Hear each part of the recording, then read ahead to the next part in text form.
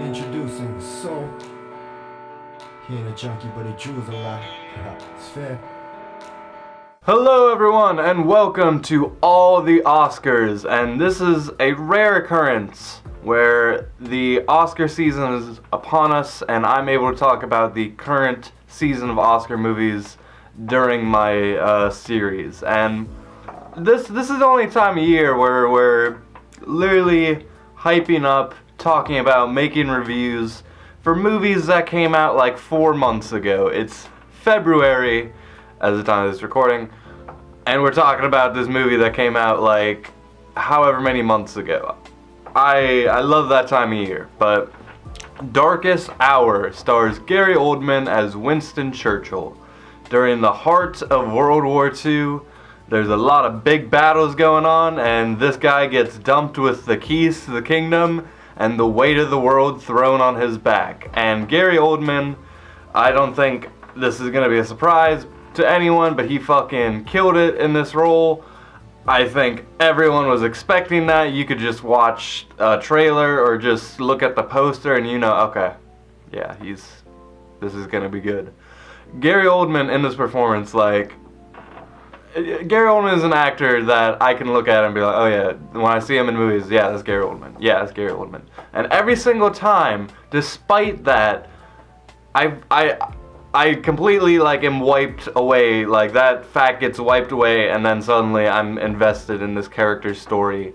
And the remnants of whoever Gary Oldman is like however many hundreds of years in the back. Like in this performance, like Winston Churchill, like he has a terrible like mumble, and he's has this really deep accent and like all these other things, you know. And right away I was like, oh, is he gonna be talking like this the entire movie? And he did, but it got better. You know, it's like any other person with speech impediments or anything like that. You just gotta keep listening, and then you'll begin to understand them in more ways than one. And Gary Oldman had a performance of a lifetime. Probably gonna get that Oscar. I haven't seen the other nominations obviously yet, but goddamn did he fucking kill it in this role.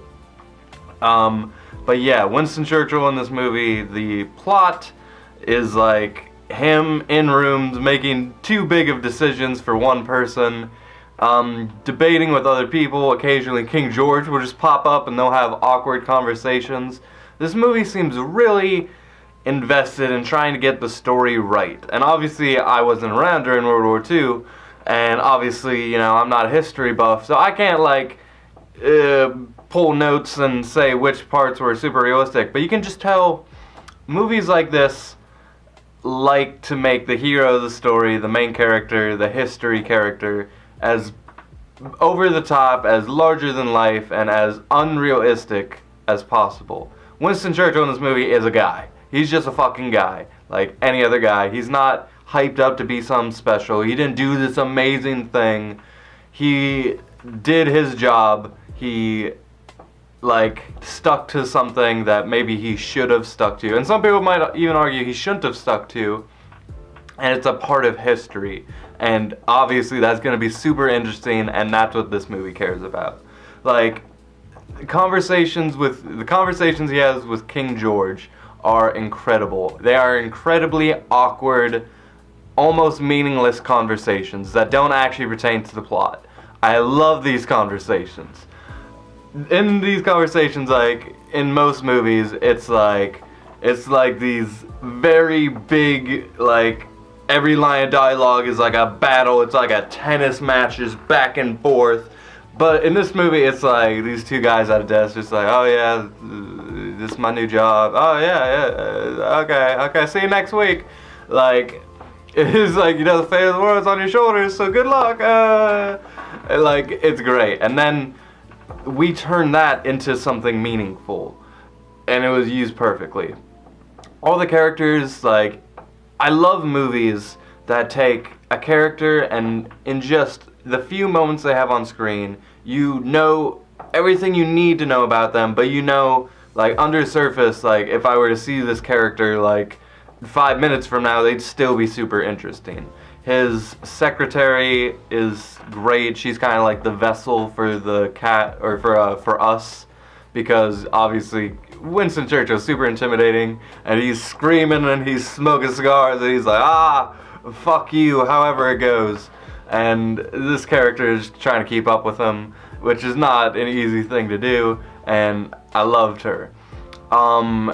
Other characters, Winston Churchill's wife in this movie, she was great. I love everything about that character. She was great. Other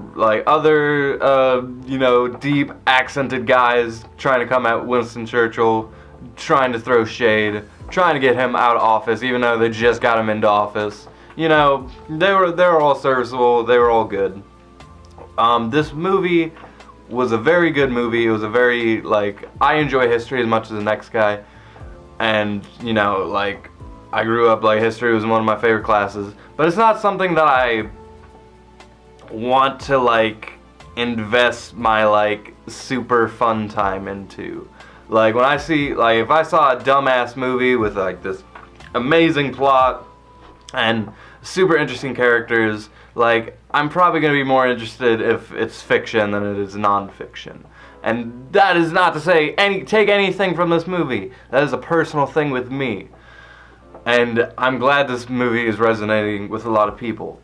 I think it should. There are some amazing scenes in this movie. There's some I talk about these master scenes that only I could never even in my wildest attempts be good at as that scene. There's at least 4 of those in this movie. The opening, the scene where he's talking about the tiger head, that speech. I'm not gonna ruin it for you if you haven't seen it. The subway scene, and maybe just maybe that scene where it's literally Winston Churchill and his wife, and he's kind of hit rock bottom here.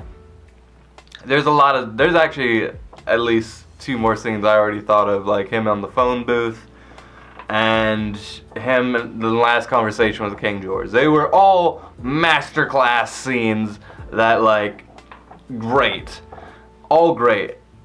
That being said, this movie took its time. This movie, I don't want to say dragged its feet, because it's when you have that much gold and amazing actors and characters, you can drag your feet all you want.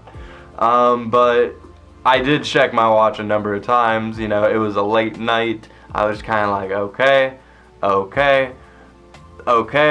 They told me this movie was 30 minutes shorter than what it actually turned out to be. I'm still in this theater. I really have to use the bathroom. It really started to take its toll on me.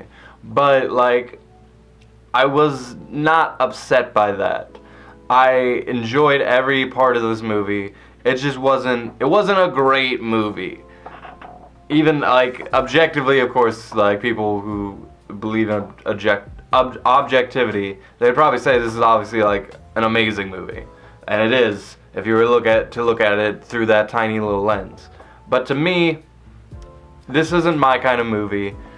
But I do really enjoy these movies. A lot of what I cover in all the Oscars, isn't my cup of tea, but I should be watching these movies because they are important, because they are interesting, and because they say a lot about film. And they, in this case, taught me a bunch of shit about World War II and Winston Churchill.